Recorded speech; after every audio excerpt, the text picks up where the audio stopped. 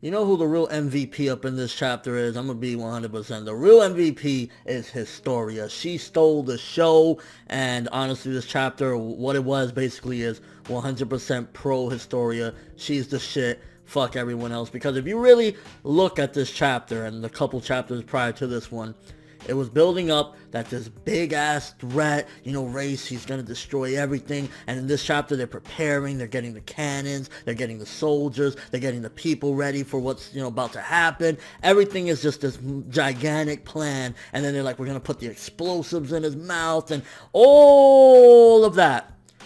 And one little blonde chick comes and finishes it off. Now you can argue, yeah, she used the bombs and, Eren in his Titan form as a distraction or whatever.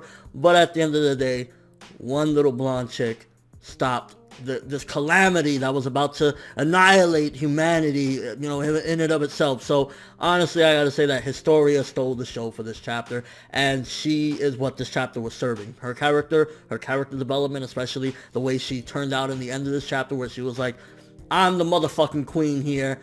I'm Historia race, listen to me, etc., etc. So I think that that's the best thing that this chapter did. A couple things about this chapter though, I was like, what's going on here? For starters, Eren, I wanted to strangle this motherfucker throughout this chapter. I'm weak-minded, humanity shouldn't have me as a trump card. The motherfucker literally starts beating himself up, literally, like punching himself in the face till he, but like, what is wrong with you, bro? You really need to get it together. You've seen and you've been through a lot worse. Like, in the beginning of the goddamn series, motherfucker loses his mother. Why are you doing this now?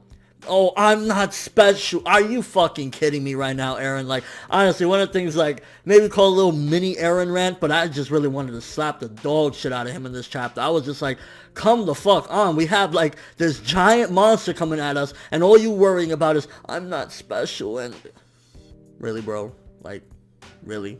There was a couple instances of symbolism in this chapter, though. For starters, the whole thing with the three kids that reminded them of them in the beginning, and I guess that was supposed to showcase how far they've come and how things have changed. Like, back then, it was just a helpless situation. They had nobody that could stop these Titans. They were unaware of the threat that was to come, and they really had no way of doing anything. So you go back now, and you look, and it's like, okay, those three kids... Now they have people that can protect them. Now they have a way to fight back against the Titans. Now they have a lot of knowledge of the Titans. And back then they didn't have that. So I think that was symbolic of the change of these characters and the world in and of itself as of right now. So that was good in that aspect. Like, good symbolism there, showcasing how far we've come in, 68 chapters. So good stuff there. And another instance of symbolism as well is if you look at the relationship between her father and her, Historia, you can see that while, yes, it's this big fight and all this super out of this world stuff, but if you really look at it, it's basically a daughter being defiant of her father, speaking back against her father, fighting back, and for the first time ever,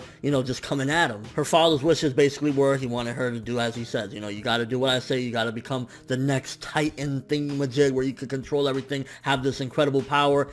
And she was like, no. And she even killed the motherfucker in the whole process of it, which again, if you think about it, this big threat that everyone was scared of, and he went down with just like the cut of his head. Like the bombs and everything that Eren was doing, none of it really mattered. He honestly didn't do anything really to the world. Hopefully there's some aftermath after this. Maybe like from him running through the ground and fucking everything up. Maybe the walls is a little bit weaker or something along the lines of that. Because aside from that, it's like, what did he really do? He was supposed to be the big, oh my gosh, this monster. And according to this chapter, unless he resurfaces after getting his head chopped off, which I highly doubt it, he's done already. So honestly, as far as like being this big, incredible threat, it was slightly anticlimactic because Historia took him out in a heartbeat. He didn't really cause any sort of damage, and yeah, he was just not the big enchilada that I thought he was going to be. I was curious, was it that she was remembering some of the things that she had seen in that giant tunnel, or was it that she obtained something while she was killing her father, because like she started getting all those visions again of all those people that didn't want to go through that power and that process or whatever, and the misery that this family had. But I'm curious, is that just her thinking back, or did she obtain something there? That was kind of a little bit vague. And if you notice, notice in the beginning of this chapter and the end of this chapter, it was kind of building up this whole political aspect with the citizens and whatnot. In the beginning, they're like, where do we go? What do we do? Who do we trust? It seems like the scouts are just like doing whatever they want. We'd rather have the old monarch back. And in the end of the chapter, you have this girl coming in saying, I'm the new queen. I'm going to be the new ruler. So it could go a couple different ways. It could go that the citizens is like, we don't trust anybody. Get the fuck out of here. You're not the queen. Or it could be that they're so desperate to have anybody, because they even said, we know the old king was fake, but at least he didn't do shit to us. So maybe they're so desperate to have a ruler and some order that they'll go along with her. It could go two different ways. But like I was saying, the best thing that this chapter did was it gave tremendous character development to Historia. It solved the whole thing with the giant titan. But a couple things that it didn't do and kind of was a little frustrating was, for starters, Eren, shut the fuck up. Stop whining already, bro. Like, beating yourself up literally. Come the fuck on, bro. Like, I'm weak.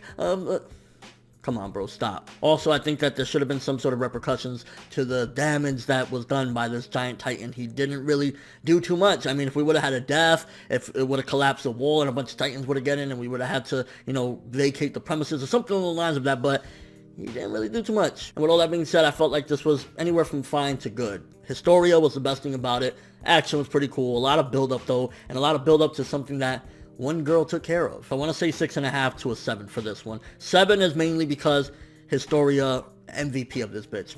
Historia for the win. But a lot of things I was just like, let me know what you guys think. First of all, did you want to strangle Eren? How did you feel about him dealing with his whole nut job case there? I'm weak, I'm not special, etc., etc. Also, how did you feel about the climax between Historia and her father, her cutting his head off after all that build-up? Do you feel as though it was anticlimactic? Did you like it? And Historia's character, like, right now, I went from, didn't really give a fuck about Historia, I was like, oh yeah, she exists, to, oh my god, fuck this bitch, this fake-ass bitch, to Historia for the win. And your overall thoughts of the chapter, but that's all I have for this review. Thanks for watching. Hope you enjoyed. If you liked anything I had to say or enjoyed the video, drop me a like. I'd greatly appreciate it. And if you haven't subscribed, if you could do so as well, that'd be amazing. I'm ForneverWorld, and as always, people, have an awesome day.